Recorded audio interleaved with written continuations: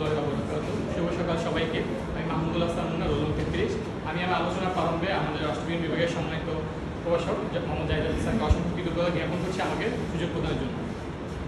আজকে আমার আলোচ্য বিষয় নির্ধারিত হয়েছে সংস্কার অথবা নির্বাচন, বাংলাদেশ প্রেক্ষাপট। আমি এই বিষয়ে আমরা দেখতে পাই যে বর্তমান বাংলাদেশের প্যারাডক্স হচ্ছে যে মুরগি আগে না ডিম আগে। ঠিক এই প্যারাডক্সের মতোই বাংলাদেশে বর্তমান একটা গুরুত্বপূর্ণ আলোচ্য বিষয় হচ্ছে নির্বাচন আগে নাকি সংস্কার আগে।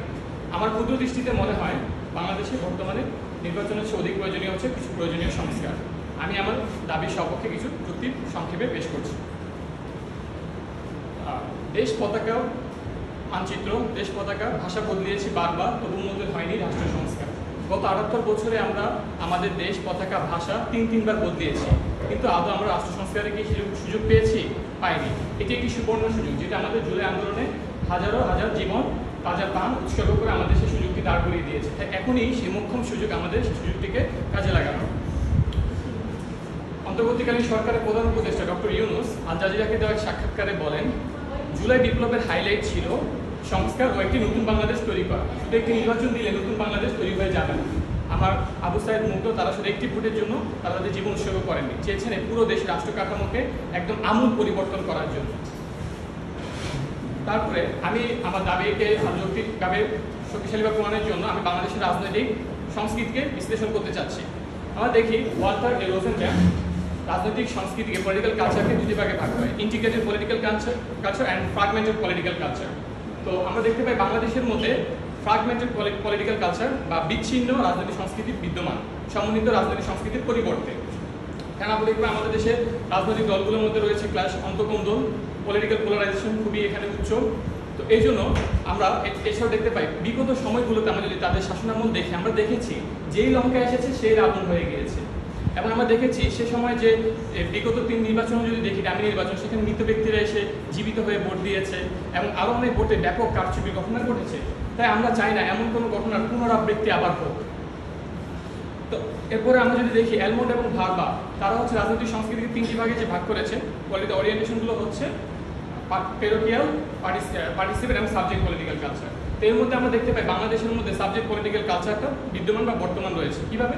আমাদের দেশে জনগণকে শাসকরা প্রজাদের মতো ট্রিট করে, প্রজাদের মতো আচরণ করে, তাই এখানে অ্যাক্টিভ পার্টিসিপেশনের ব্যবস্থা খুবই কম।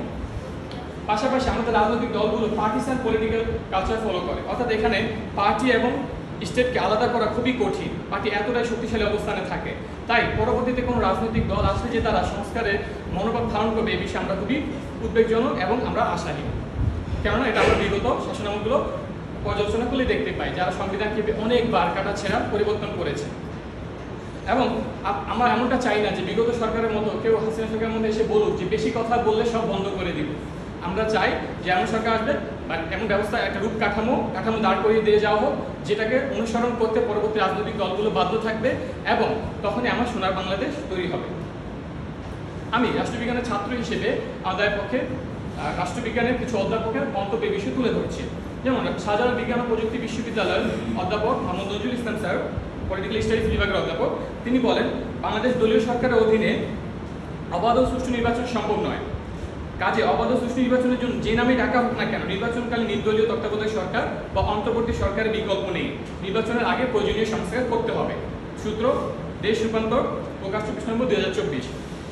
এছাড়াও আমি আরেকজন রাষ্ট্রবিজ্ঞান অধ্যাপকের মন্তব্য তুলে ধরছি। অধ্যাপক ডক্টর দিল রওশন জিনাত আরা নাজরিন বলেন, নির্বাচনের আগে প্রয়োজনীয় সংস্কার করতে হবে। স্বৈরাচারী আওয়ামী লীগের আমলে আমি নিজেও ভোট দিতে গিয়ে দেখেছি আমার ভোট হয়ে গিয়েছে, অর্থাৎ কোনো মানুষ সুষ্ঠুভাবে ভোট দিতে পারেনি। জুলাই আগস্টের অভ্যুত্থানের পর আমরা আশাবাদী হতে শুরু করেছি। এখন হয়তো অন্তর্বর্তী সরকারের অধীনে নির্বাচন হবে, আমরা আশা করছি একটা সুষ্ঠু নির্বাচন হবে। তাই আমরা চাই সেটা আমাদের দেশ আবার পরিবর্তন হবে, একটি অবাধ সুষ্ঠু নির্বাচন হবে যদি আমরা প্রয়োজনীয় সংস্থাগুলো করতে পারি, যার লক্ষ্যে ডক্টর মোহাম্মদ ইউনূস কয়েকটি সংস্কার কমিশন তৈরি করেছেন।